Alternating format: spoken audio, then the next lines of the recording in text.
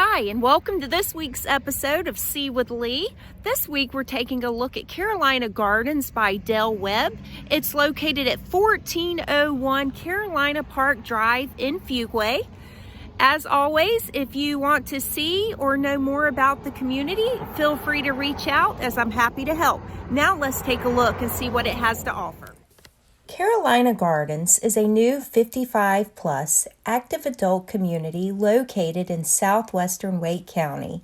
They offer 11 different single-story home designs ranging from 2 up to 5 bedrooms, as well as 2 and 3 car garages. Prices start at $337,000. The future clubhouse will feature an indoor and outdoor swimming pool, tennis and pickleball courts, fitness center, aerobic studio, and more. Carolina Gardens offers the convenience of medical and shopping close by. For more, be sure to stop by downtown Fuquay at the famous Aviator Brewery for an award-winning beer. There's also a wide variety of shops and restaurants to enjoy. Just around the corner is Action Park, where you can play tennis or take in a Little League baseball game.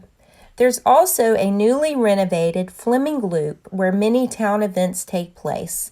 To learn more, call 919-480-8564.